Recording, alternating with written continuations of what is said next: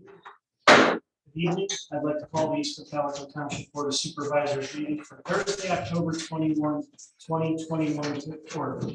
Please stand for the pledge of allegiance.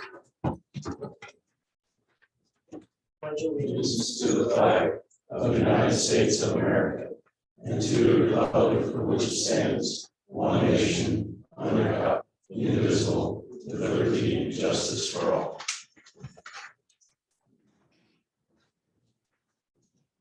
I would ask, as always, please double check any phones, electronic devices, anything like that. Make sure they're either off or they're on vibrate. This meeting was duly advertised in accordance with the second-class township code in the Lancaster newspaper on December 23rd, 2020. Announcement of executive sessions that were held. I have a couple of announcements there. After the last Board of Supervisor meeting on the 7th, we did have, as we announced, we did have an executive session after that meeting. I believe at that time, after the Board of Supervisor meeting was concluded, I made an announcement that I thought maybe we would not have any decisions after that meeting. It ends up that we, after much deliberation and discussion, the board actually did make a personnel decision, and we'll be discussing that later in the meeting. Also, on October 14th, we did have open to the public the draft budget informational meeting that was here in chambers. There was no deliberation, there was no conference. That meeting occurred, I'm sorry, that was just for the supervisors and the department heads. That meeting was from 7 a.m. until 9:30 a.m. Again, the format was for informational purposes to present the draft of the budget, including formats and et cetera for 2022. I was not able to attend that. Then one other meeting we held, which was the public meeting, and that was that meeting was yesterday. That was the workshop meeting for the budget. That was the open to the public. The department heads were present, and that meeting went from 7 p.m. until approximately 9:15, 9:20 p.m.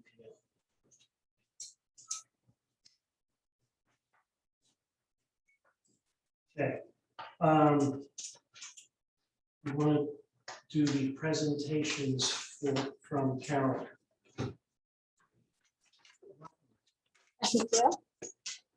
The same one? Yes, I am. You're on his phone. I won't hold it again, so I need to see it. There's some new to me faces. I'm Carolyn Rice, director of the Adamstown Area Library, and I just wanted to share a little bit about what we have going on. So just wanted to start here, making sure our tours, they are a large part of what we do, so that was a good place to start. You remember all the keys from last time? I got ready for the next. So the library is a physical and virtual community center. We didn't realize how virtual, but we had to transition to virtual just because we really had to. Our mission is to provide access to a broad range of content, programs, and services that will educate, entertain, and enrich people's lives. So we are currently back to our regular hours of operation. We've been back to these hours since May 31st. The U.S. Passport Office is now open for these hours. As you see here, we did have some changes in staffing, so we had to reduce those hours. So we have 5 of our staff members are currently training to become passport agents. So we are hoping to get those hours back up to the normal library hours as soon as possible. As far as passports go, in July and August so far this year, we've actually had more passports this year than we did in July and August of 2019. So they're coming back. People are excited to finally be able to go places again, and we're excited about that as well. The first time that we've seen an increase since COVID, and then if you don't know our budget perfectly well, when we were closed by the state, we were losing about $1,500 to $2,000 a week just in our passports. So we're ready to get those staff in and trained to get those hours back up to normal. So this is our new service area from the census. We're back to averaging about 120 people a day, which is a decent number. Before COVID, we were having about 300 per day. During the summer, we could get to 600, 700 per day. We were, still very busy this summer as well, but that's where we are right now. So it is still a good number of people coming in the building every day. And then we have our the services that we're currently offering. So we have 3 different types of services. One is just the regular in-person, you walk through the building service. Then we have a contactless basketball pickup, which we started, right when we were allowed back to come into the building last year, and we do have a good number of people who are still using that every day. And then we also have delivery service up to 10 miles from the library, so that covers our entire service. And we will be continuing that at least through 2022, and then reevaluating the service to see if we can continue that one. Our current collection, we have over 32,000 items. The library code tells me that every year I need to leave 5% of those items. So this year, but that's where we are right now. And then we have 10,269 active library card users. And active means that they have used their card in the last 3 years. And then after that, they expire. So if you ever come to the library and we ask for your driver's license, we're just doing an update, making sure your service area is the same, and get your information back up to date. So if you take a look at our card users versus our service area, it's a 80%. Next. Okay, so as you guys probably know, 12% of our budget has to go to materials every year. Up here it's where. So we did add 3,000 items to the collection so far this year, and then I do have 2 of them here. Okay.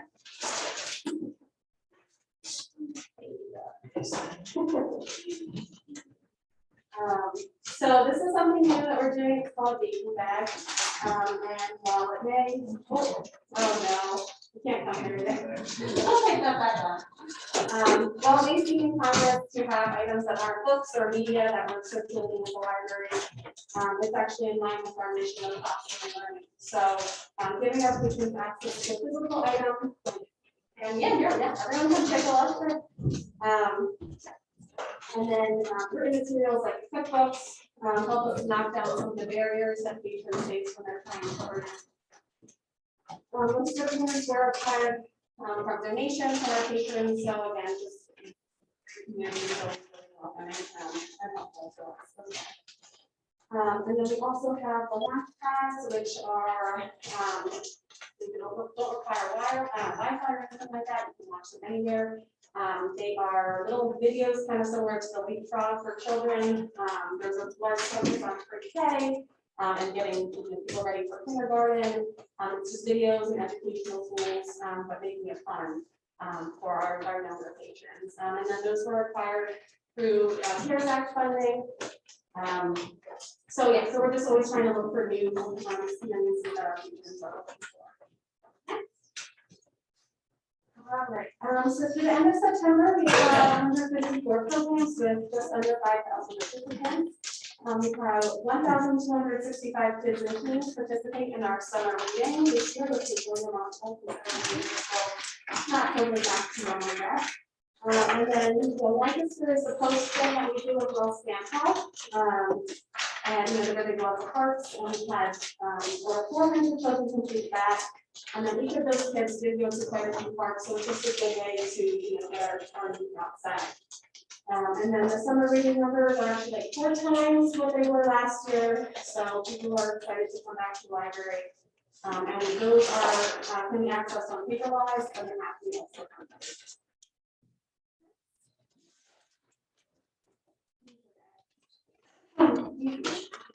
Programs. So here's just a couple of programs that we had. That very first picture is from our spring Cocalico scavenger hunt that we did. Thank you so much. That we had local businesses partner with us, and we had people going out to those different local businesses, getting a feel for places in their community where they may not have been so far. We also did try to do a few things with charity. So we have the Draft Your Words campaign where we got over 250 pairs of children's underwear for underprivileged children. We did something with Blue Ridge when we did Valentine's. So always trying to get back both inside the library and then out in the community as well. I just wanted to share a few anecdotes as well. We did have a husband and wife come in. The husband's English was okay. The wife didn't speak very much English. She was trying to apply for citizenship. So the husband's English wasn't good enough to go through the citizen application. So we had one of our staff members sat for an hour and a half with this couple so that she was able to, hopefully, she passed and was able to get citizenship. They just went line by line through the application. We have an elderly man who comes in. If you ever are driving on 272, you may have seen this older man. He lost his cell phone service and he walked miles from his home every day to just get in touch with his family. He wasn't able to, he didn't have any other phone. So he came in, tried to get his phone back and called with his family every single day at the library because he didn't have anywhere else to go for that. We also have a little girl who gave me a call. She said, how long is coleslaw good for? I said, trying to help her, a few days. And she said, well, it's slimy. Is that okay? And I said, well, mayonnaise, that's a little slimy. So that's probably okay. And she said, well, it's in a bag. It's in a bag. I said, no, throw that out immediately. It's not good. And she said, thank you so much. I'm home by myself. I called a couple places and no one could help me. You're the only one that could. So just as some examples of the ways that libraries serve in ways that we maybe don't think. We're here to answer any question, provide any service. Next. And then we are proud, excuse me, to be part of the Pennsylvania Library Association PA Board Literacy Program. So there are only 3 libraries and there are other libraries in the county that actually are part of this program that received this honor. It's Mannheim Literacy Equita as well, but so we're very proud to receive that. And then this is just a little idea of our income. We're generating about 48% of our budget, and we currently have 11 employees. Most of them are part-time. You can see they are the largest part of our budget. So that's just what we currently look like right now. Yeah. And then I want to let you guys know about this great program that we have. We're encouraging our parents to read 1,000 books before kindergarten. If you read to your kids every night, it should be easy to do. My daughter's only 3 months old and we're already making our way through. But every time they read 100 books, they can come in, they take a picture, they get a sticker. When they read 500 books, they come in, they get another book they can add to their list. And then when they read 1,000 books and they get another book and a little bag of goodies, just a great way to promote literacy prior to kindergarten. Again, and that is available through the app or paper. Sorry, it's hard in here, but it's with the baby. Go ahead. Oops. Okay, and then this is just the Friends are so busy with their book sale. We have the books at the old library location on 272. That's every Tuesday. They're constantly getting new items coming in. They're constantly sorting. We're hoping to have that at least through the beginning of March. So just please come by the sale. Something up, books, DVDs, puzzles, all sorts of stuff in there. Okay. And that's it. We're busy. Always just trying to keep up with things, keep things running. But that's where we are. So if you have any questions, either of you. Questions? We were gonna have the regional meeting there, but we moved it. Yeah, I got an email from Jessica. Let's move it somewhere else. So okay, so I did want to look there, as you know, but hopefully we'll get it there. Okay. Carolyn, All right, thank you guys so much. thank you. Thanks for all that you do. Yeah, thank you.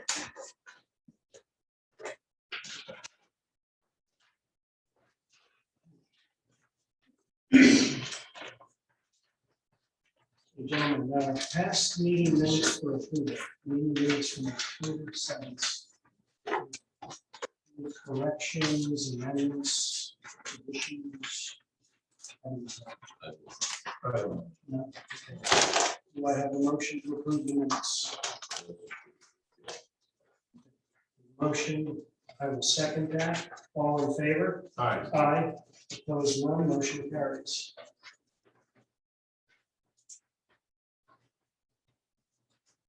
Planning engineering. All right, first on the list tonight, Wabash Landing Phase 2. We do have Kevin Zimmerman, our developer, and Josh Colby from Pioneer Management, representing the plan tonight. This plan had come before you a couple months ago for conditional approval. The board had granted conditional approval. So for tonight, we are looking for the board to consider numerous motions, the typical administrative items, to approve the final Phase 2 subdivision plan. Going back a little bit, for those who are not aware, Wabash Landing is located on Wabash Road. Yes, right now, near Four Seasons. That's the first phase is built. The second phase will have some improvements to be built off of Stevens Road, and the rest of the Phase 2 improvements will be kind of behind the Phase 1 improvements towards the fire hall there, and Phase 3 will be the last portion. With that being said, I'll let Josh run from here.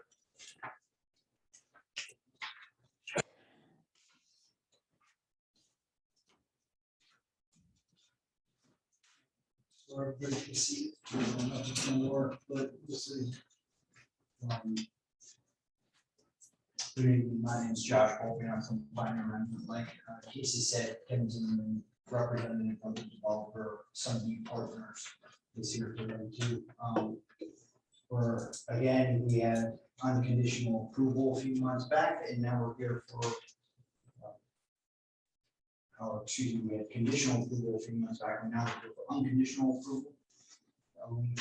We submitted yesterday, or dropped off township office, all the necessary agreements signed by the developer, ready for township signatures. We dropped off plans signed by the developer and all the parties. Professional certifications are complete and dropped off here at the township. I believe we have also dropped off contribution check as it relates to traffic, voluntary contribution from the developer to the township. And we have dropped off all our necessary paperwork with the East Cocalico Township Authority. Their approval of the plan is contingent upon executing their agreements. Kind of like unconditional right now with them, and then we finalize the agreement. They don't finalize and sign, and it's sitting in the office. It's a matter of signing and recording. Again, tonight we're here for you to make a few motions relative to the few agreements. One of the agreements is the improvement guarantee agreement, which includes a dollar figure for the letter of credit, financial guarantee for the project. And then there are a few other agreements and ultimately the plan. Here to answer any questions. Casey wants to run through the motions. Ken, there's questions, I'm here to answer. Yeah, thanks for those that are wondering. I think Phase 1 is completely built out with the residential lots. I think the commercial lots are the only ones in Phase 1 that are not completely completed. That's right, Ken? That's correct.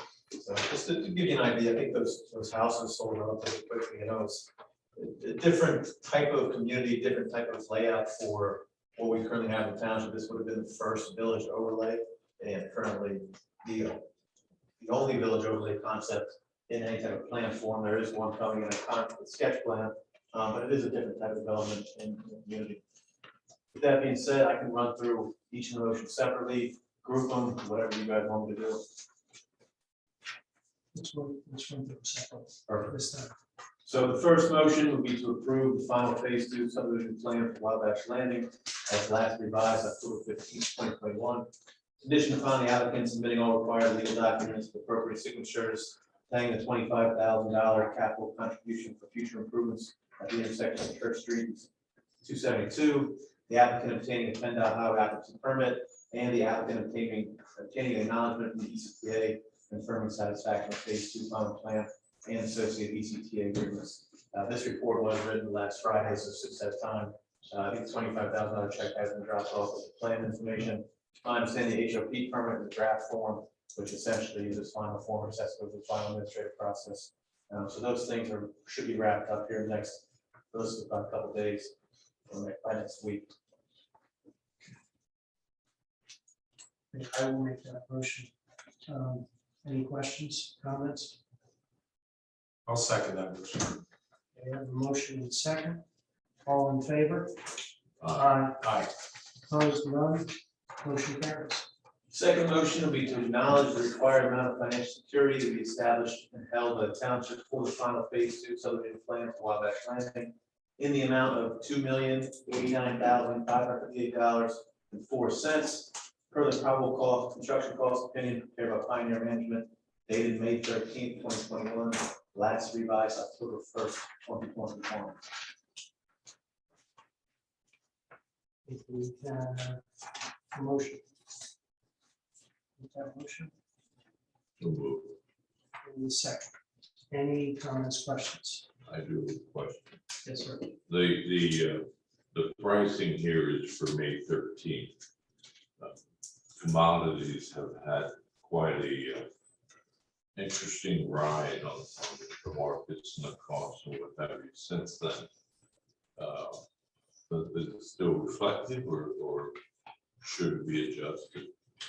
I would say it's still reflective, and those cost opinions do have a 10% contingency built into those cost opinions for fluctuating costs, for future adjusted costs, and there is some other contingency factors in there, so we are comfortable with that estimate of what a lot of. Appreciate it. And we did have some correspondence with Pioneer related to a couple values and quantities and numbers, so yeah, we're comfortable with that value. Any other questions? So the motion in the second, all in favor? Aye. Aye. Opposed, none, motion carries. Next motion will be to authorize the board of supervisors to sign a developer's agreement regarding phase 2 final plan approval for Wabash Landing when executed by the applicant and submitted to township in the form of township solicitor. I will make that motion. I'll second. Motion in the second. Any questions, comments? Motion in the second, all in favor? Aye. Opposed, none, motion carries. Next, motion to authorize the board of supervisors to sign the improvement guarantee agreement accompanying financial security when executed by the applicant and submitted to township in a form acceptable to township solicitor. I will make that motion. I'll second. The motion in the second. Any comments or questions? Okay, all in favor? Aye. Aye. Opposed, none, that motion carries. Next motion to authorize the board of supervisors to sign a stormwater management easement agreement when executed by the applicant submitted to township in a form acceptable to township solicitor. Do we have a motion? Yeah, I'll make that motion. No. We have a second. Any comments or questions? Okay, motion in the second, all in favor? Aye. Aye. Opposed, none, motion carries. Next, to authorize the board of supervisors to sign an emergency access easement agreement for phase 2 of Wabash Landing when executed by the applicant and submitted to township in a form acceptable to the township solicitor. I will make that motion. And we have a second. Any comments or questions? We have a motion in the second. All in favor? Aye. Aye. Opposed, none, motion carries. And lastly, for this plan, motion to authorize the board of supervisors to sign the plans when executed and certified by all necessary parties and submitted to township in form acceptable to township and township solicitor, and release the plans for recording when the township has received all other required legal documents, the required financial security, the required capital contribution, the PennDOT highway occupancy permit, and ECTA approval. And again, just to reiterate what Josh said, the plans have been dropped off. Capital contribution has been dropped off. The ECTA, the papers are probably going to be processed shortly, as well as PennDOT HOP. So those items are all basically completed. We have a motion now? Second. Any comments or questions? We have a motion and a second. All in favor? Aye. Opposed, none, and that motion carries. That's what you want. Thank you for your time. Thank you very much. Thank you, gentlemen. All right, last item on my agenda for tonight would be Bruder Grove Lot 3. Lot 3 would be the one of 3 lots on the Bruder Grove Road. As you can see, a house recently got had construction. That would have been Lot 5. Lot 4 was conditionally approved either last meeting or meeting prior, and this would be Lot 3, which would be the closest one towards State Route 897. That plan had a couple minor issues that needed to be addressed before we felt comfortable recommending conditional approval for that one. Since it was not conditionally approved and based on the time since it was submitted, since we reviewed it, the date of action is up. Basically, we did receive a written time extension offer from the applicant's consultant, Lancaster Civil Engineering Company, on October 19th. So the recommended motion tonight would be to accept the written time extension offer as submitted by the applicant's consultant dated October 19th, 2021, which will extend the deadline for action on the Bruder Grove Road Lot 3 stormwater management plan until December 16th, 2021. Cases, anyone here represent that? Right, I will make that motion. With motion in a second. Any comments, questions? No comments, questions, motion in a second. All in favor? Aye. Opposed, none, motion carries. And that is it for the engineering side.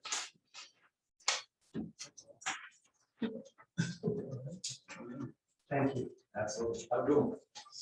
Thank you, sir.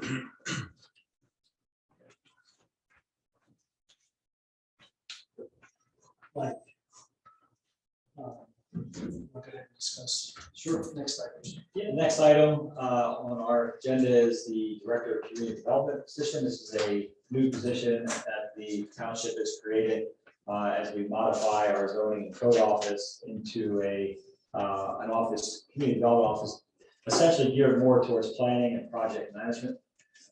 Tonight, I am very happy to have our person be appointed to fill this position.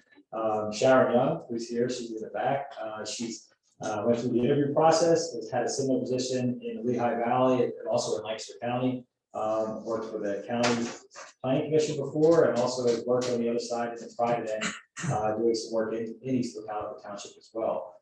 She will be the essentially the department head, the director of community development for East Cocalico Township. Will be the point person to work with developers as people look to build and grow here in the township, and will be also overseeing zoning, land development, stormwater management. Looking forward to having Sharon appointed. I don't know if you want to say anything to the board, and then I believe once you are appointed, your start date would be November 1st, correct? Correct. I just want to thank you all for the opportunity. I really enjoyed talking with you, making this interview with you, and I do have a very good feeling about this and my working well with this township and with Mike and with you. So I'm looking forward to getting started on the first. Welcome. Thank you.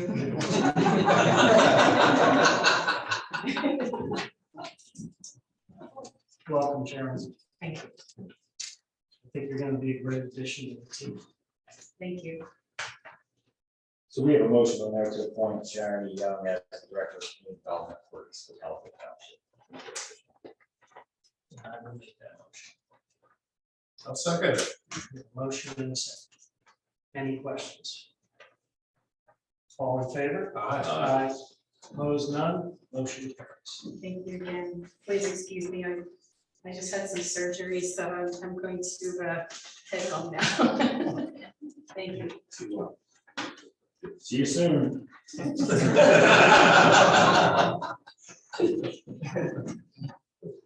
There was no implication of workload there, right? None.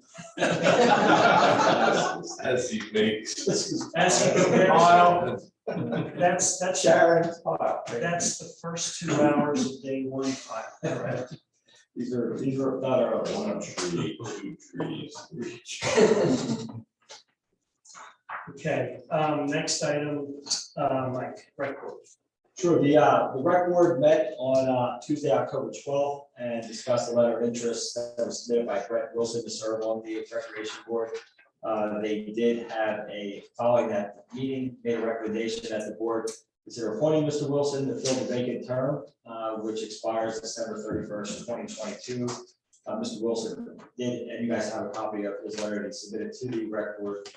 He does have experience in the township, lived here and lives here now, and also served 5 years as the manager of the Greenstown Pool. So he has a unique perspective from that end. So the rec board asked that he be considered to be appointed. So there's a motion to appoint Brett Wilson to fill the vacant position of the Recreation Board, which term shall expire on December 31st, 2022. And I will make that motion. Second. Questions? All in favor? Aye. Opposed? None. Motion carries.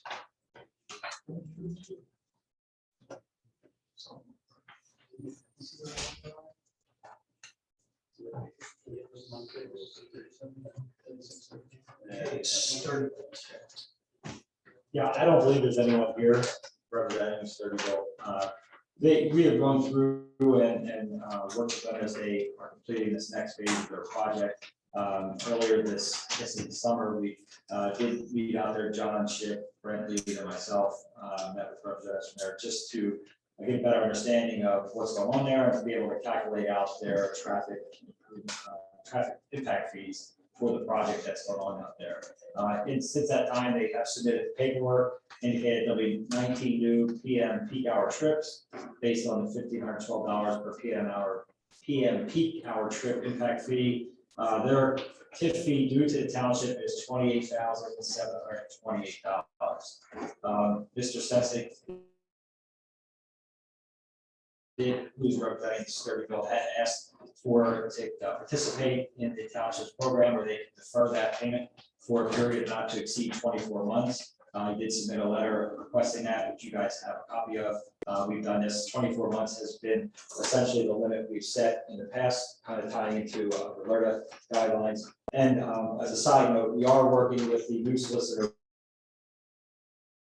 to develop a standard format agreement, which will come to the board for approval, that will make sure that we have protection that not only do we approve it at a public meeting, but that doesn't get recorded and it's easy to enforce. There's a lot of stuff that happened in a 2-year period. So what you have on your agenda tonight is consideration of a motion to approve the request from Stephen Sensnick, 985 Stone Hill Road, Sturdyville, to defer the payment of the $28,728 in transportation improvement fees for this project for a period of 24 months, with the full amount to be paid to the township by October 21st, 2023. And I'm glad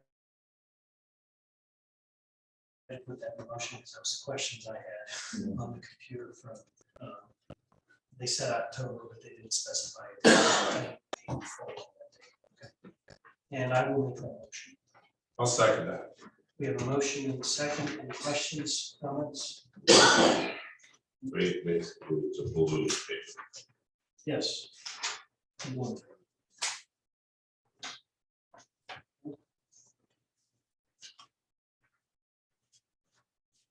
All right, we have a motion and a second. All in favor? Aye. Opposed, none. The motion carries.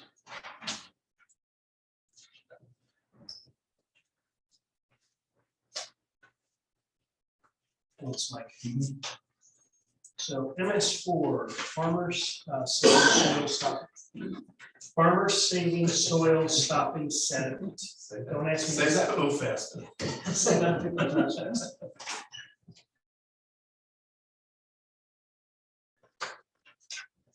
Yeah, we are hopefully getting near the end of the preparation for this. The current step that we're almost through with is developing the final language in the contract it'll be between the farmer and the township to implement the program. And once that's ready, we should be able to advertise and get started with the intent of starting the actual project and during the growing season of 2022. I'll add, what was discussed at the last meeting, we looked at the format of the agreement, and there were a couple questions concerning adding a section of how performance will be measured to make sure that anyone participating can easily see and agree to that, which the new agreement has included that as an addendum. We also added a summary of the inspection process, so participants are going to understand what's going to be done on their property, so they know exactly what the metrics are that way. And then we added a clause in there to make sure by signing on to the agreement that they are permitting township representatives and or a township designee on the land to inspect it. So by signing up, they couldn't then tell someone you can't go on the land to do what you need to do. It's all kind of worked through there. The solicitor had gone through, looked at the language, added that into the agreement. I think the minor change that they were to talk about tonight, and then if there's any other questions, is there's in some parts, it was listed as still high residue or high tillage, and that is going to be changed to just high residue. The 60% residue amount stays the same. It's really a semantics to make sure that it actually is reflecting the proper term that's needed in the agreement. Other than that, the agreement pretty much remains as it was before in regards to how the program is designed and the amounts that will be paid for participants. And I know we had on the agenda tonight, or at least in your consideration, if the township board wanted to move ahead with it, there was a motion to do that. Just because I know we're getting close to the timeline that we need to be able to advertise and get people on board for next year. But wanted to make sure the questions that were raised last meeting have been addressed and incorporated into the agreement, and to see if there's any other questions or comments or any other potential changes. So let me add to that, Mike. So my notes were, and for Jeff, my notes were monitoring enforcement audit mechanisms for the program. So it sounds like those are now addressed in the agreement. Right. Okay. I had one question, not being a farmer. I didn't see any like legal definition of tillage. I guess it's an industry term that they. That's where, when they use the word still high residue, the thought normally is tillage destroys residue. So the least amount of tillage you can do preserves residue. And when you talk about that, they use the term till high residue, but that doesn't go together. That's not the correct terminology. Normally, when you're looking at a 60% or higher residue cover, it's under a no-till situation where no tillage gets done whatsoever. So, however, a minor bit of tillage could happen and you still could maintain 60% residue. But it's imperative that whoever signs up for this as a property owner or a farmer understand the language and the thought process here going forward. So there's no confusion. And I think it's the terminology otherwise now identifies that. You know, it clearly states that you know, township representative, or we're looking to hire a consultant to actually authentize or look at what's out there to give us the proper certification that the work was done, that they will allow them on the property. So you know, I think we're ready to go here with. So you're comfortable with that? I am. You know, there's been enough legwork on this with interested parties. We've had multiple property owners, farmers in the township show interest. You know, I've discussed with them, Ken's discussed with them the goals here, what we're looking for. And I think there's a general understanding where we're trying to go with this and what the intent is. And, you know, we've been talking about this for a lot more than a year. So I think everybody's kind of aware of where we're going. So If we have to call in this consultant or whatever to see to it that whether they're in the 30 to 59 bracket or the 60 north bracket, yeah, will that cost exceed the? we built it in the budget to handle the consultant fees. You know, we need a verification agent in this, you know, other than us. And the consultant, you know, we've been working with Team Ag and Ephrata. I was thinking that the Penn State extension. They're just more of an advice, not really a validation or certification. I don't think they really want to go there from my text experience. So that's about why, you know, they're there to help, but we need a certification process. And it's a little different than handing out literature. Do you want me to just describe that? Which can be done in just a minute or two. Sure. What you're looking for is crop residue, pieces of plants, leaves, stems, and things lying on the surface. The purpose of those is when it rains, it protects the ground surface from the impact of the raindrops, which is impact of the raindrops is what produces 90% of the sediment that is soil running off the field during a rainstorm. And so what you do, you take a tape measure, either 100 foot or 50 foot, run it diagonally across where the rows are, and then you move along the tape. It's a 100-foot one. Every foot you note at that mark, is there residue under, is there not residue under? You just keep tally down to the end, and if it's a 100-foot tape measure, then that's a percent cover. The number of spots where there was something under the each 1 foot interval, or 50-foot tape, 6 inch intervals, then you multiply by 2 to get a percent cover.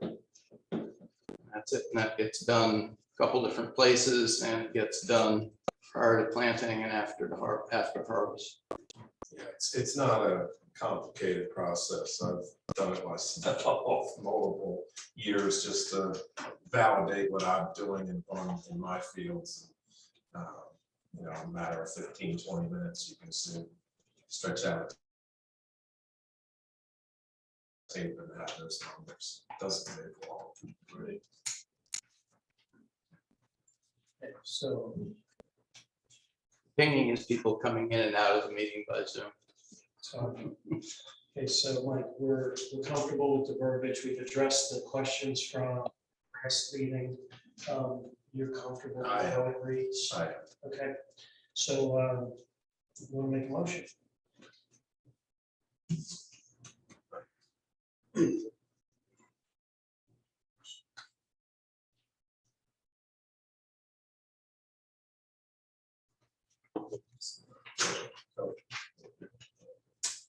All right.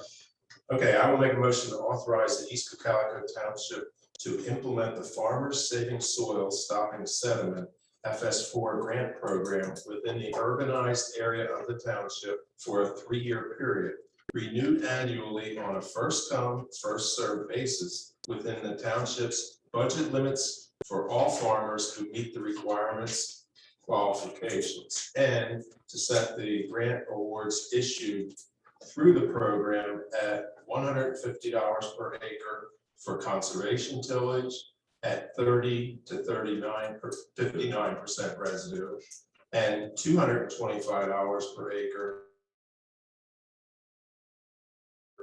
for high residue, at least 60% residue. I will second that motion. Questions? Comments, questions? Okay. Motion in a second. All in favor? Aye. Opposed, none, and the motion carries. Thank you. Thank you.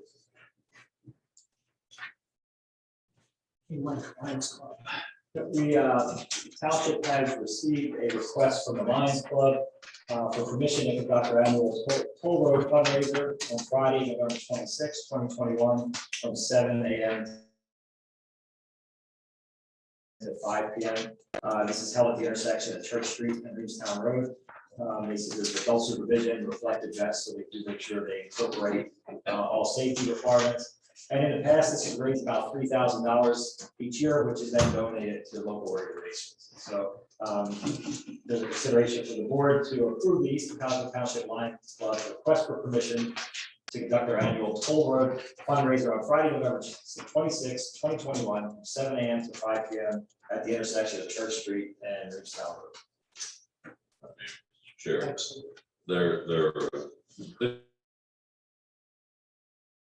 This is somewhere north of 25 years that they've been doing this. They are adults in age, and it's almost identical to the program the fire company does on Good Friday when the fire company's not there with the boot, the fire company boot. There'll be signage all four directions. They'll wear either glaze orange or that turquoise, greenish, lime green, whatever color that seems popular.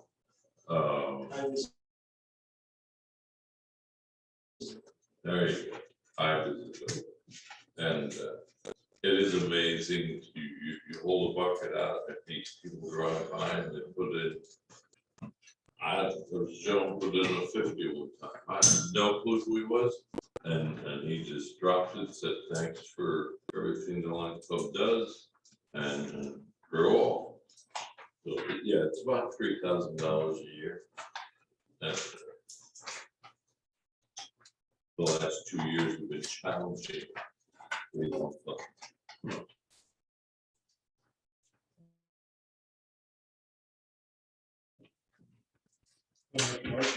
I would like to make a motion that we approve the East Cocalico Lions Club request for permission to conduct the annual toll road fundraiser on Friday, November 26th, 2021, from 0700 to 1700 at the intersection of Church Street and Reevestown Road. I will second. Any other comments or questions? Motion and second. All in favor? Aye. Opposed, none, and the motion carries. Thank you. Okay, department reports, Mike, manager. Yeah, just two quick items. The one is really just an update, 206 North Reevestown Road culvert project. This was discussed at a previous meeting. There's a stormwater conveyance system which encloses a portion of an existing stream channel on the premises. If any of you have been out by there, as you ride by, you look off the roadway and you can see there's a large area where there's washout, and it was a little bit different than what I expected to see, and it's something that we need to move on, and we do have a permit to move on it. I guess it's caused by the pipe at one time was clogged, and then there was water that was flowing over the roadway and helping to cause some deterioration of the system, as well as sort of erosion from around there.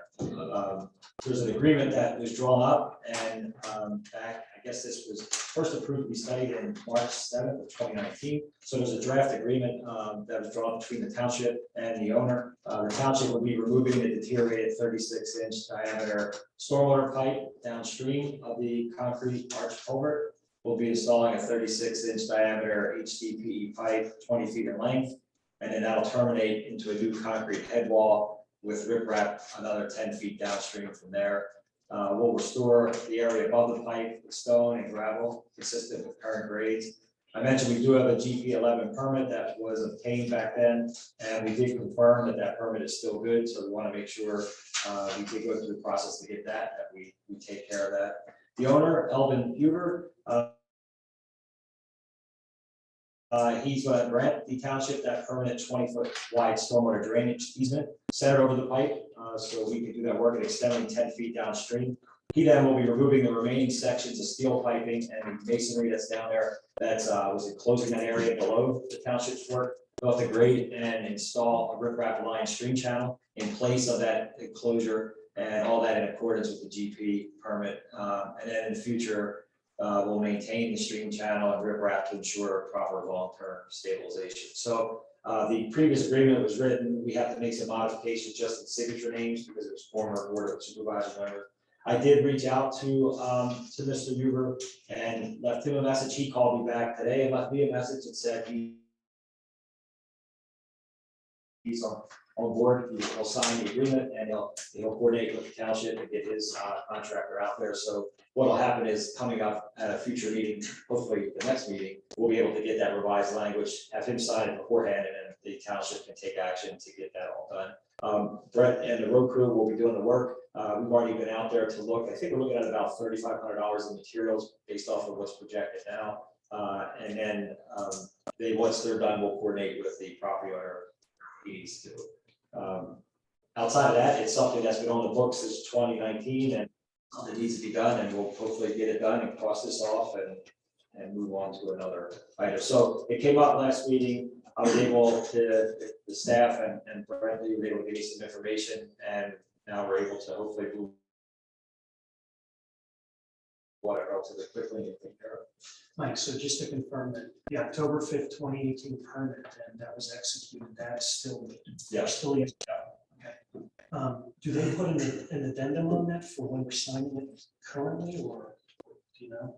No, and we won't, the permit from the GP permit from DP we're not gonna do anything with that. What we're gonna be signing will be the stormwater management agreement and easement with the owner. So essentially, all the things that we talked about both parties doing, he still has to give us the right to do it, and we need to maintain that. We have the ability to go in and do it. So we're just referencing that, Right. Permit. Yeah. From 18, okay. Thank you. Sure. Yeah.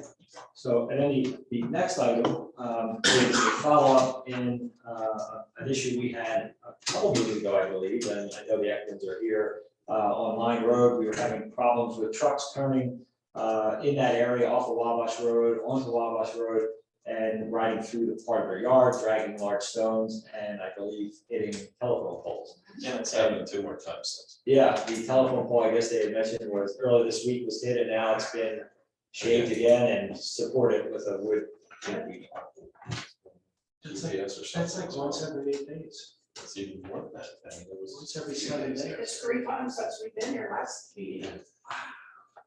So as we try to work with Four Seasons, as well as trying to address maybe trucks coming down North Line Road and making the right-hand turn there, since that's a state road, I did touch base with the township transportation engineer to see, what could we do to try and at least address this situation. Now, if people don't follow signs, we're still going to be dealing, probably if they can't drive, we're dealing with this, but was there a way maybe we could post a sign there that would make it no right turn for trucks at that intersection, so that they would then have to go around and get into the facility in a better way than the way to go.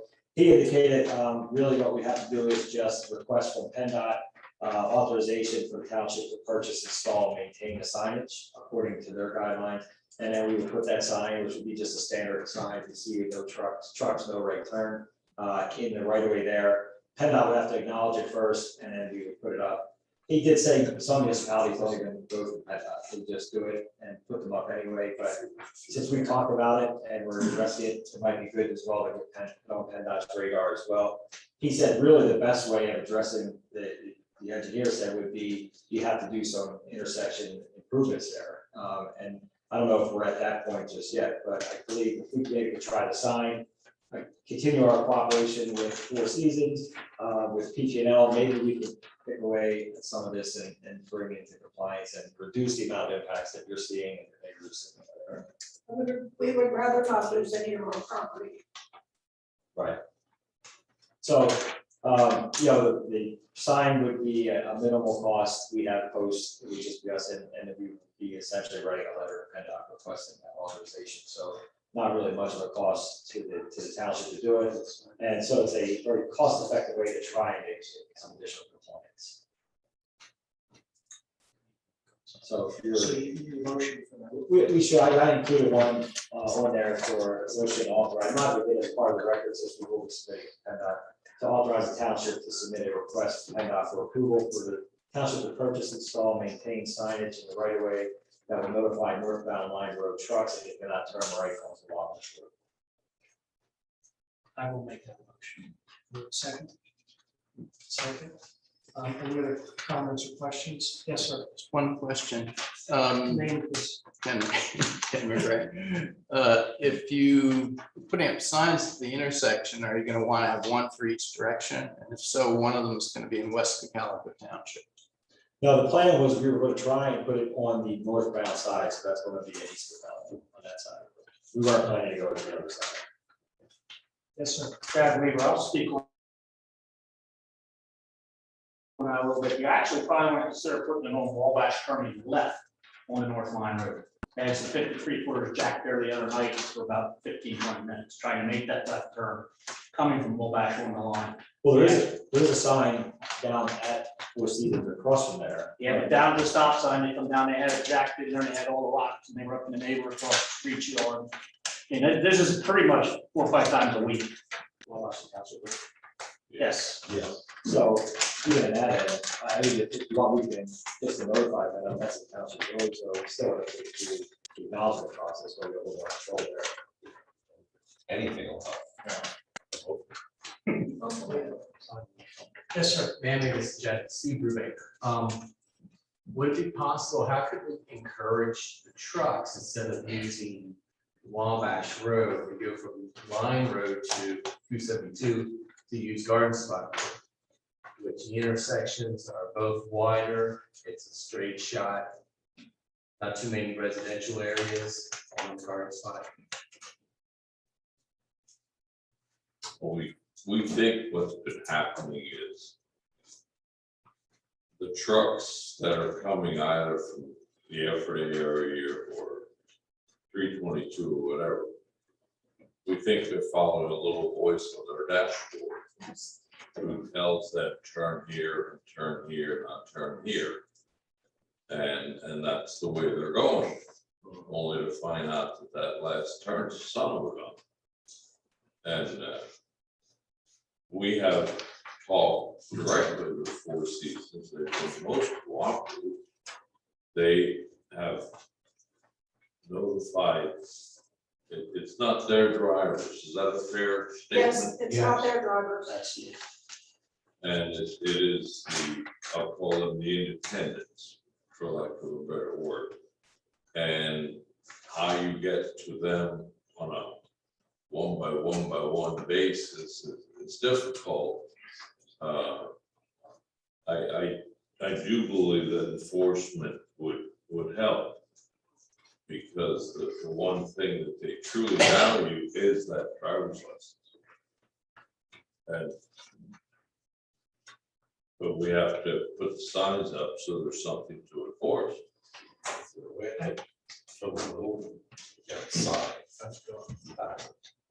But we could put a little sign that says use next intersection, that wouldn't fly. Just to give them that, go to the next one and turn left. I mean, you can't put out all that on it, but. Because even if there's a sign, sorry, after 24 years, they're gonna turn. Just don't drive over the bridge, being a road. We have talked to a couple of truck drivers at that intersection and told them to go around, and they've actually thanked us for telling them, because they don't know. Because the GPS is sending them that way. So let me make another recommendation here also. Let's take a look at this from a global perspective. Mike, most of the tech firms have municipal or governmental contact. It takes a while to reach them to get to the correct level where they will actually take input on the GPSs when they're doing the programming on those GPSs and taking recommendations as to which roads are not easy to travel. That is a long-term fix, but I believe if we start looking at Ways, Make them parallel channel. parallel channel, you contact Ways, contact Warren. Send them a letter or an email, that may be beneficial. Again, that's a strategic, long-term way to handle it, right? But there are ways to get that, because they do look for that feedback on the technology side. It looks like we're going to take Multiple approaches. But I think try the sign first. Yes, yes, yes, ma'am. Please, try the sign first. I have talked to people at Four Seasons, and they did put a sign up. I actually was on their property. They have one right before you go off their driveway that says no left turn. Because our neighbor is also having people coming up to Line Road from Wabash and making turns and going across his property. You know, basically, I mean, that's what the chief here had said, and I'm agreeing with him. But do we still need, and I said something to Mike, that sign across the road so that the township is saying no left turn, coming out of there to help out of Four Seasons for that situation? Because they can only control what's on their property, they can't control township property. Well, we look at the sign that says, maybe there needs to be a pork chop coming out of, that won't solve the problem going on to Walmart. But maybe coming out of Four Seasons, there needs to be a pork chop. But That's prevents it. That's another option. There's a lot of different things going on there, so. Right. And it takes a while to get everybody at the same motion. And I am thankful for all the things you guys have done. And I apologize, I thought I saw another hand in the back. Yes, sir. I'm sorry. I thought signs posted by the township, and trucks do turn and get stuck. Can we give a ticket? Can the police give a ticket to the driver? Posted.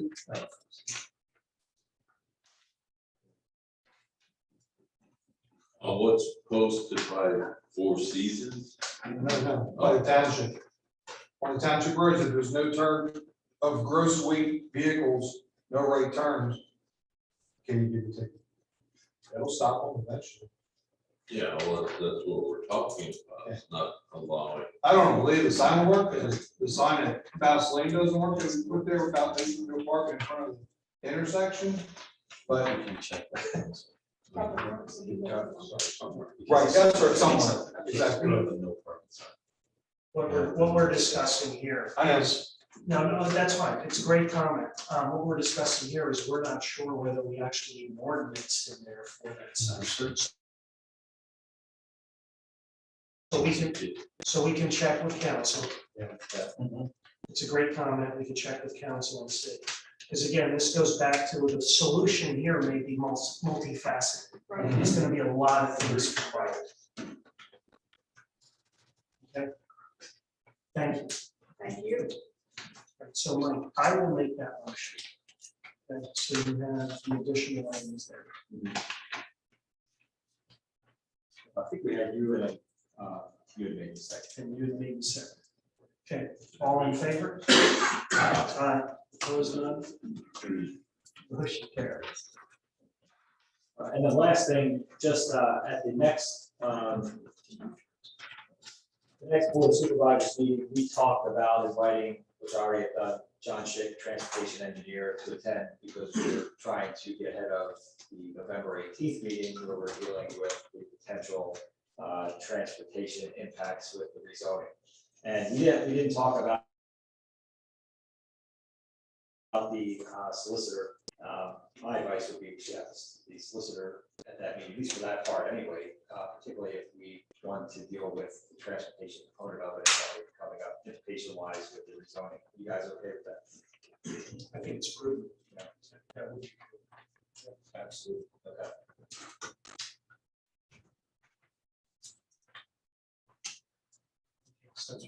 Yep. Police department report, chief. We currently, this week, there will be done tomorrow, we have 5 officers in crisis intervention training called CIT. It's a week-long class. We will be sending,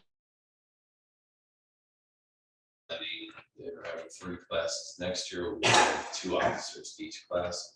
The goal is to get as many officers trained on the crisis intervention training. It deals multifaceted with certain crisis situations, whether it be a suicidal person or otherwise, or all crisis situations from a mental health standpoint. So it will be beneficial to the department. It's free training at the county training center. So they don't have to go very far from that training, which is nice. The last of the car seat details, car seat safety details were held at the entrance to Weaver Markets, and the feedback we've gotten from that is quite good. People were very thrilled with that. They were very happy. They handed out literature, gave some education to those individuals. Indicated that Officer Odenwald is certified to install and inspect the installation of car seats. So we have done a few of the inspections, or she has done a few of the inspections. So very glad for that. And again, we have, I'm not sure if they gave any out yet. We were granted 30 car seats for various size children, which we have downstairs. There's an application process. Again, in reference to financial need and so on. So the application is on our Crime Watch page. If you know anyone that's in need, they can fill that out, and Officer Odenwald will get back to them. Officer Gonzalez participated in the Kids Day at Denver Fair. We try to do that every year. The second half of the firearms, the second part of firearms training for the other half of the department that hasn't completed it yet is coming up next week. The evacuation drills were held at the schools. I don't know if they have the middle school one yet. The others that were successful, we've helped out with several officers throughout those, as we always have. The kids crossed down at Reevestown. Fire police were involved, so a very smooth transition for them to go to their shelter. So it was successful. We, as I said before, we completed the training on the data pilot, the device to extract cell phone information, and Detective Van Alstall and Officer Fisher, the SRO, took them up on their offer for additional training. It was down somewhere near Philly. It was pretty much an all-day session with one of their tech guys to get them even more familiar with that device. And the customer service or the tech support on that, we had an individual come in. We tried to get information off that phone, learned that because it wasn't a direct user, it was like a prepaid type phone. There were some instances, I think they called us 5 different times, checking in and giving us pointers. So that went very well. I was very pleased about that, except for the fact that they had my cell phone number for some reason. We straightened that out. So Denver Days was held on October 16th. Officer Odenwald attended that. Kids crawled through the car, which seemed to go very well. Sergeant Projan and Corporal Luongo attended the Shannock Lions Club dinner, which was held at Weaver Markets on October 18th. And I am very happy to say that the Lions Club, they're based in Shannock, West Cocalico, they graciously gave us a $500 donation. So I'm still looking or contemplating and asking suggestions from the officers where we can use that $500, but very generous of them. And finally, trick or treat night is set for October 29th. It's a Friday night. So if everyone could be aware of that's going on for the safety of the kids, we will be out, excuse me, with some extra patrols. Myself, Sergeant Projan, will be out. I think I got picked up, I think 6 bags of candy for Costco for that night. Officer Fisher is going to participate Saturday night at the high school for the trunk or treat event, which people have their cars there and provide the candy. Kids can walk up to the cars, decorate the back of the car and around it. So I think that's the first year they're doing it at the high school. He asked if he could participate in that, and I said absolutely. So he has 4 bags of candy. So we are ready to go, and we also have a good supply of the red and blue blinky lights. I'm not sure how to describe them, but we hand them out to the kids on Halloween or trick or treat, so they could hang on their costume or their costumes to be more visible at night. So try and get that out as quick as we can when it starts and hand those out to the kids. So you will see us out that night. But again, if everyone could slow down, be cognizant that the kids are going to be walking around everywhere, especially in the office. Aside from that, I have nothing else. Any questions for the chief?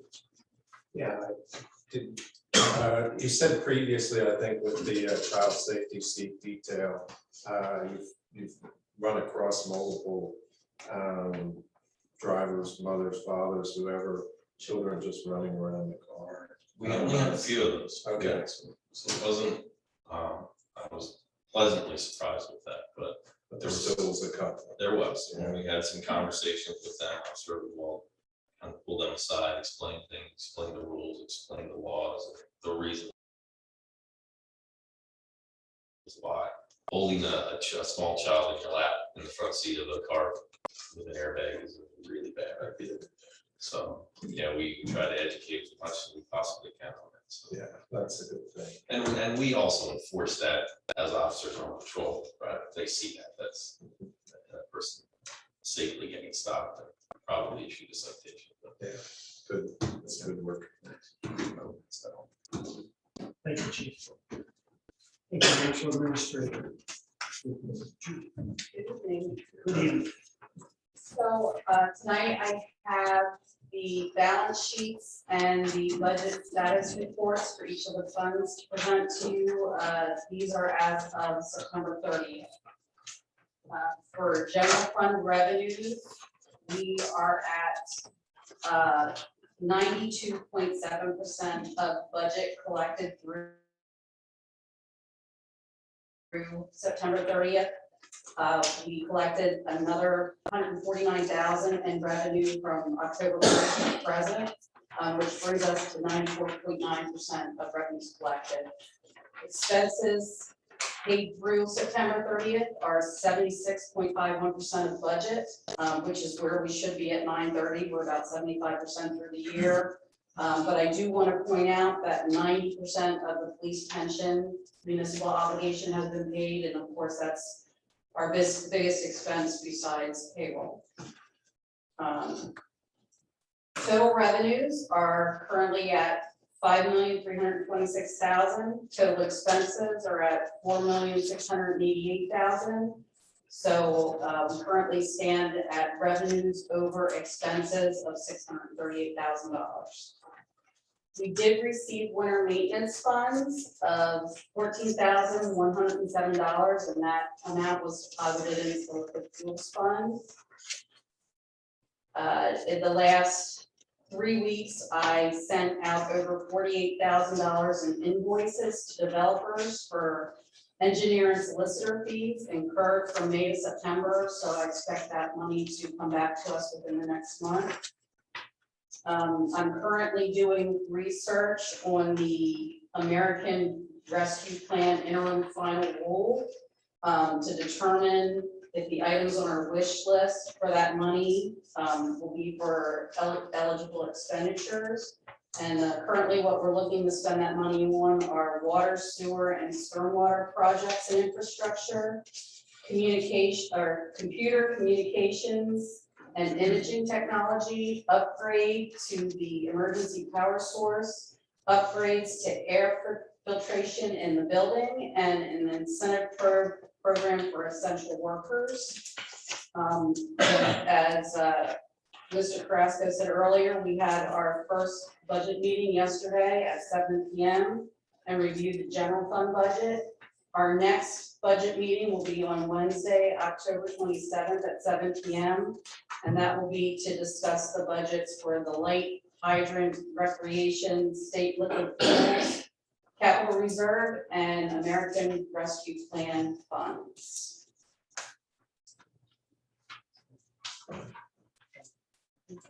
Any questions?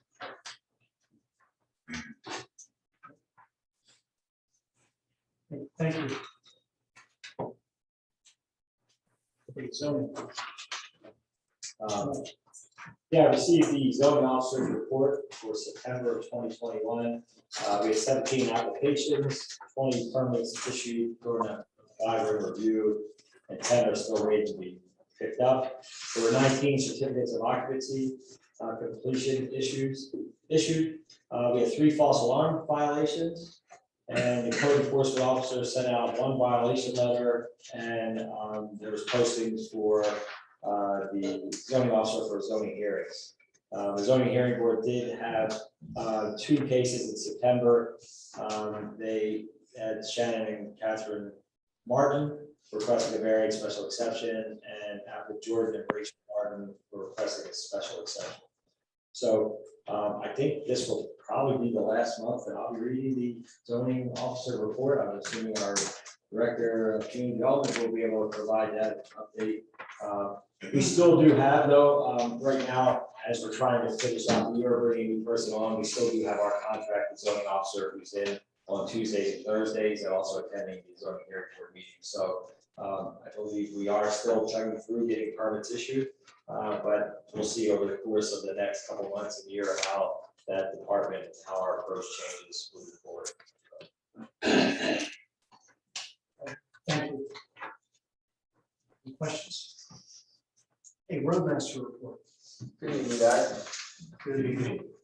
Just so you guys are aware, I kind of reshaped the way I'm going to present my report here, and hopefully moving forward, I split my report into 5 different sections. One being an update information spot, and then I split up the 3 different sections into 4-month increments: winter section, spring and summer, and a fall section. Kind of give you guys updates on what the road crew's doing, prepare for the upcoming seasons now and moving forward. And then the last section of my report is going to be just the major items or major announcements that the road crew is going to be announcing. So first of all, my update items section, the chain link fence at the culverts on Muddy Creek Road near the old homestead development. The new fence was installed on October 12th at all 4 locations by the Agway. Cocalico Tree Service has taken down 15 ash trees at Fishing Creek Park. This work finished on 10/20/2021. Update on the bathroom at the highway shed. Road crew has demoed the pre-existing bathroom. The plumber has been in to mark lines. Following this, the road crew has saw cut and dug out the concrete preparation for new plumbing to be installed. Targeted date for new bathroom structure being built is 11/15/2021. I have full confidence after talking with project managers that this project will be completed by 12/31 by Evanet Elite Renovations, if not sooner. Just an update on line painting. Normal straight lines began on Tuesday, October 14th, 2021. This work was completed on Wednesday, October 20th, 2021. The intersection and development work will be starting tonight, October 21st, and continue through October 28th, 2021, weather permitting. Just an update on that as well. Railroad crossings are included in the intersection crew work as well. This work is being done by Alpha Space Control. My second section is under the winter. Over the next 4 to 6 weeks, the road crew will be going over all mechanical equipment used for winter season. November 4th and 5th, 2021, bear anything needing major immediate attention. Road crew will be doing a dry run with all vehicles during normal winter activities. This will include hooking up all plows and making sure everything is in working condition.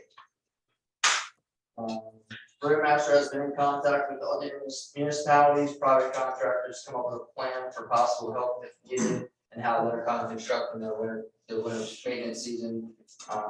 Roadmaster has begun reaching out to supply companies and gathering information in reference to supply shortage, salt deliveries to help with maximizing storage and plans and ordering more supplies this winter. Spring and summer section, Roadmaster has been working on putting together budget items for the Rangestown pool with the, after a walkthrough with Alan Fry and Township Manager. Roadmaster is finalizing road improvement projects. Roadmaster is awaiting, cost estimates from the engineer for these projects to present to the board. This will be done when all the costs are estimated, hopefully by the end of the next Board of Supervisors meeting. And then for the fall section, current section, Roadmaster and Kevin Craig attended an LTAP stormwater operation maintenance course on Friday, October 15th, 2021. Road crew will continue to mow roadsides with blue tractor as this will be the last round for 2021, sorry. Once completed, the road crew will be switching to mower attachments in preparation for tree trimming with the other attachment. Road crew will continue winterizing, inspecting, cleaning, and storing any equipment that will not be used over the winter months and put away for the season. And just one major item that I'd like to, road crew has been working short staff since the beginning of September due to a staff injury. I look for this to continue through the end of the year and possibly through the winter season. Roadmaster will make sure these routes are covered and has high confidence in making sure the road crew is well prepared moving forward. And that's all I have for my report tonight. Thank you. Any questions for the Roadmaster? The only thing I wanted to add is we did hear back from UGI. They had submitted a couple weeks ago a high wall right away to open up the streets for 55 cuts in township streets. And a chunk of those are streets that they've all been within 3 years, but there's one that we paid, a couple that we paid in July that they want. So we were trying to push it that if it wasn't an emergency, they did get back and say it wasn't an emergency, all emergencies that the PUC is requiring them to do it. But they did agree in a very nebulous way to say that they will, the ones that are doing multiple cuts, they will overlay the entire street. So that I'm just trying to get, before we process the permit, confirmation that their entire street area and overlay is what we think it is. So on the one side, Brett's going through, and then Lisa will process those, and then we'll try to make sure, particularly when they're doing, 22 cuts in a block that we just paved. We don't want to have 22 2x3 paved patches. So, so that's the goal. We may get 2 or 3 of those streets completely paved. There's a couple others that go back to 2019 that'll have one cut or one cut here. I don't have to say those, but the other ones we should. Great.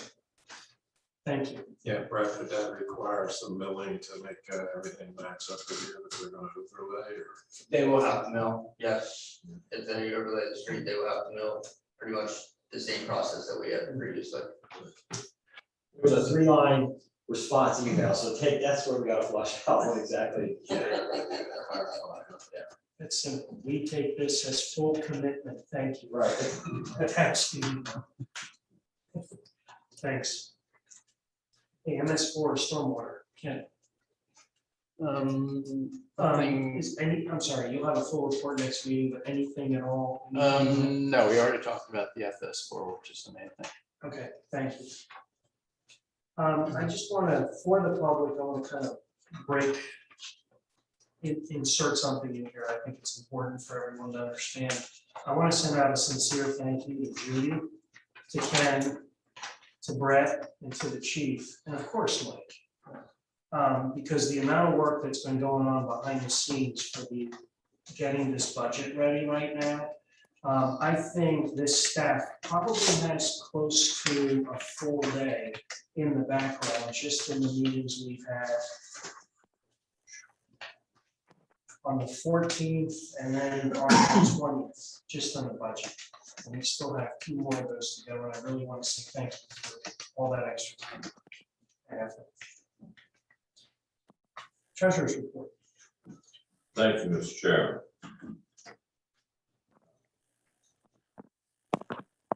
Bills and expenditures. PP&L on the light fund, $13,316.56. East Cocalico Sewer and Water Authority out of the hydrant fund, $15,795. General fund invoices.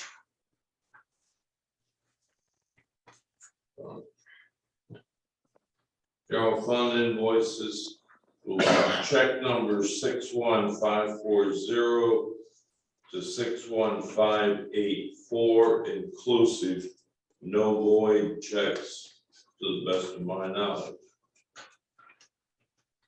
Comes to $138,446.25.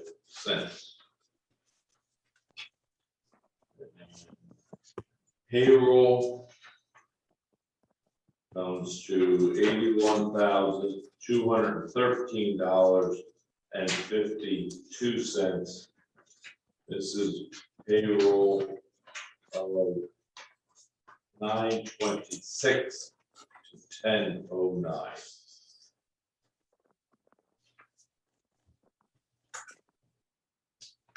I would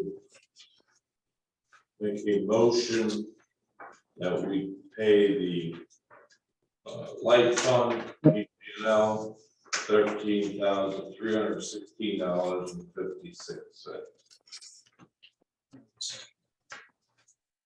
Motion is second, all in favor? Aye. Aye. Opposed, none, motion carries. I would make a motion that we pay the hydrant fund to the East Cocalico Sewer and Water Authority in the amount of $15,795 even. That motion. Oh, I'm sorry, I will second that motion. Motion and second, all in favor? Aye. I would make a motion that we approve the electronic payment in the amount of $81,213.52 for payroll. Motion and second, all in favor? Aye. Motion carries. And I would make a motion that we pay the general fund invoices in the amount of $138,446.25. And I will second. Motion and second, all in favor? Aye. Motion carries. Thank you. Thank you, sir. Thank you, Craig, for stepping in.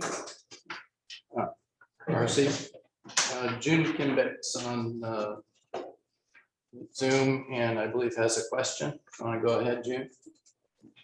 Well, I had my hand raised quite a while ago, so I don't know if you're going to entertain my question now. What is this? I can bring it up under old business because I was trying to find out what the salary of this Sharon Young is going to be.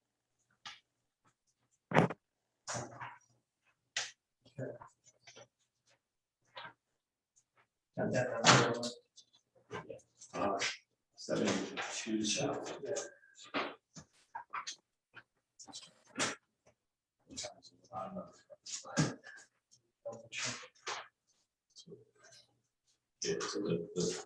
Yes. Yes. 72,000 per year. And benefits, right? Correct. Okay. My other question is, when Penny was still the manager, I had asked her several times to look into other townships or boroughs or cities to see if they had ordinances regarding utilities ripping up the streets. But she never did that. Is there any way that we can look into getting an ordinance to prevent these utilities from doing these things again? I would hate to see our streets ripped up again.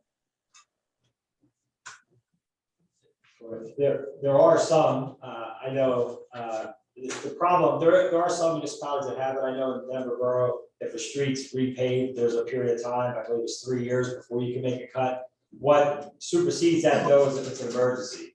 So if a utility has a break or if they have to replace something, like in this case, these gas devices, then we cannot prevent them from having to cut that street to do that work. So what we've done in this case as well is because of how soon we've paved them, we just tried to get ahead of that with UGI and to make sure that we weren't going to get a road that we just spent quite a bit of money on paving to have a bunch of cuts in it, and to see if we could get them to cooperate with the township to repave that section of roadway so that it works best for our citizens.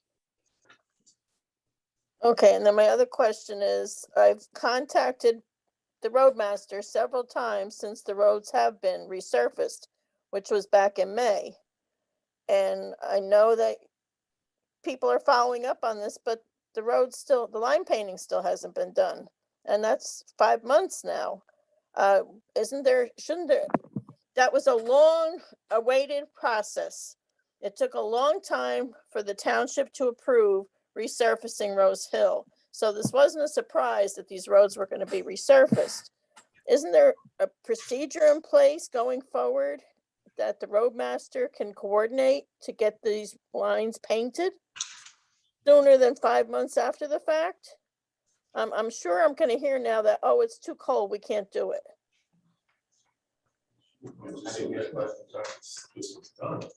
They're doing it now. The line painting, yes, will be done no later than the end of next week, but I was told by the middle of next week, weather permitting. They're on nights, they're on nights starting tonight. In a 3 to 4 night window, that same crew, they wanted to do the line painting in the developments overnight. I told them no, that cannot happen in the residential area overnight. So that the same crew is doing the intersection work 3 or 4 nights. And then once they are done with the intersection or the intersections, they will switch over to a day shift to take care of the development work inside the township. But what procedure, what is your follow-up on this? When other developments are going to be resurfaced, don't you have a plan in place to get these things done sooner than 5 months? Yes, absolutely, June, I do. And I've been in constant contact with this line painting company. I've had over 23 emails that I've sent out and over 14 phone calls that I've been in contact with the project manager on this job. Well, maybe there's another company we should be using. That's definitely something I'll take into consideration. Thank you, Jim. Thank you. Thanks. Okay, old business. Anything? Okay. New business, anything or information?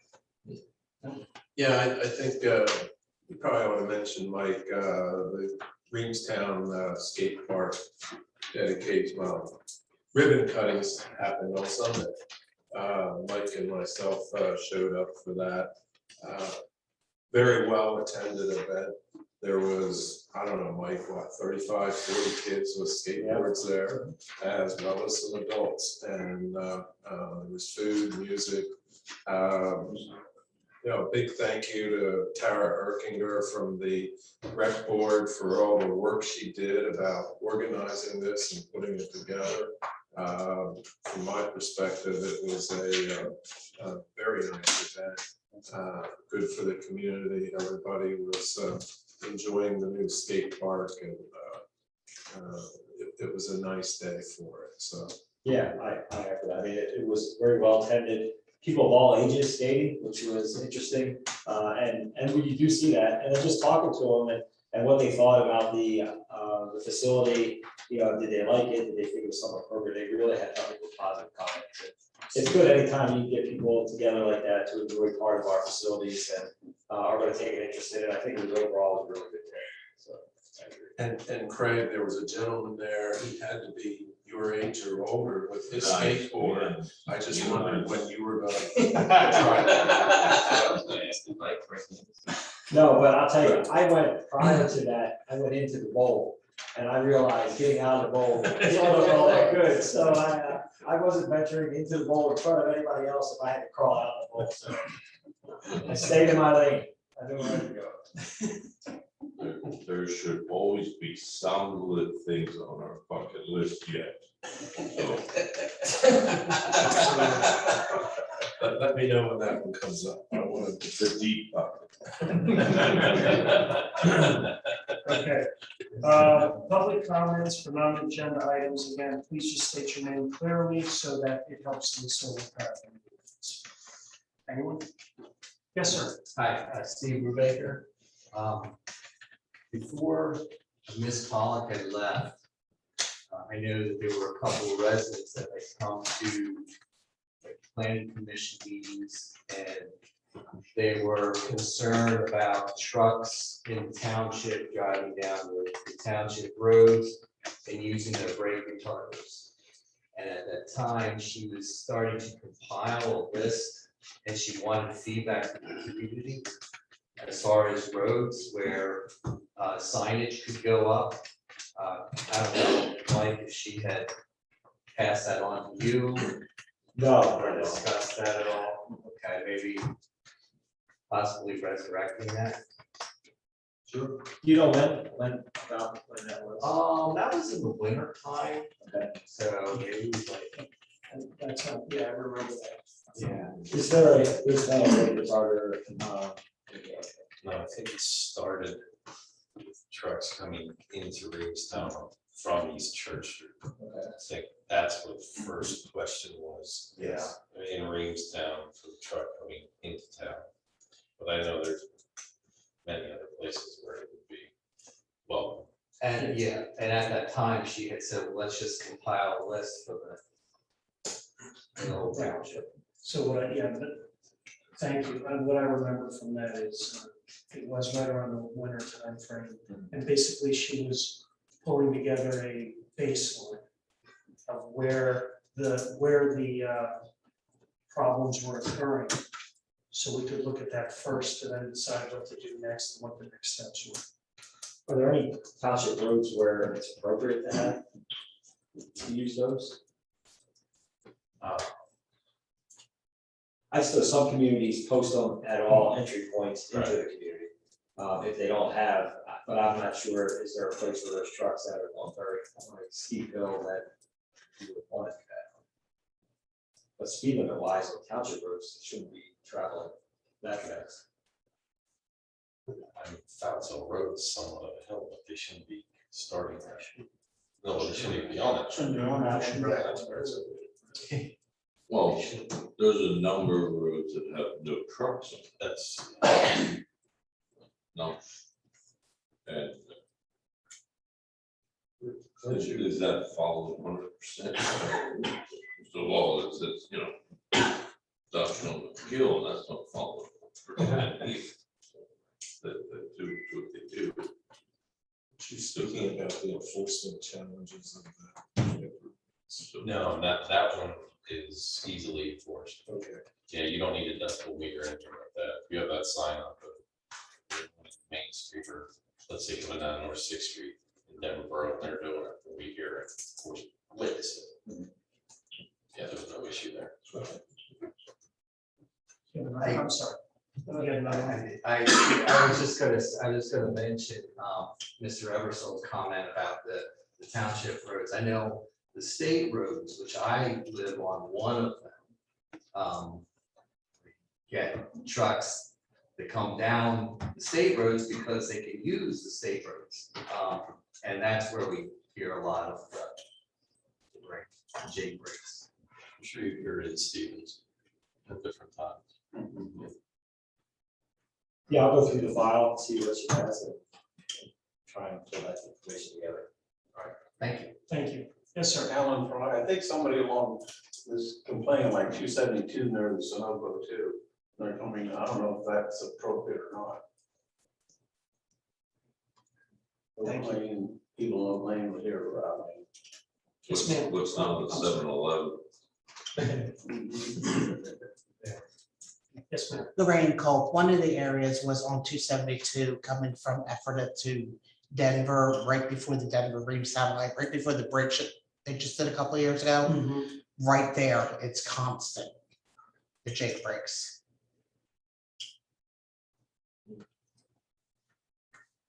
Thank you. Yes, sir. Gary Hobbs, isn't there a level reading for that? In reference to, The loudness, I'm not sure, sir. what is it, DBA, what is it, something like that?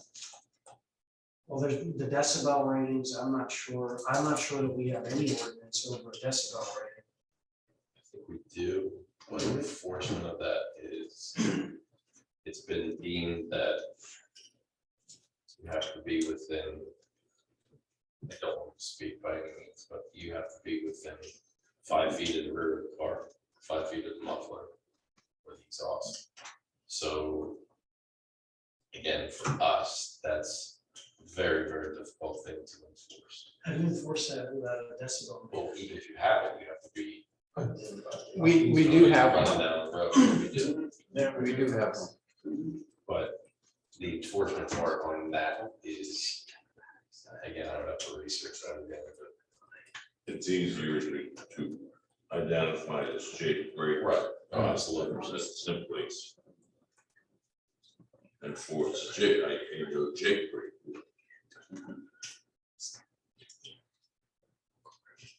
Thank you. Anyone else? Yes, sir. Tom Miller. I think it's a question for Brett. I think earlier in the year, we were doing the certifications for the road crew for chemicals for the pool and spraying. Was that ever attained by the road crew? We do not have that. We are still waiting, and me and a crew member are still waiting for results for our last test that we took. But the first test you took, or is it? No, no, The second? this is the second test.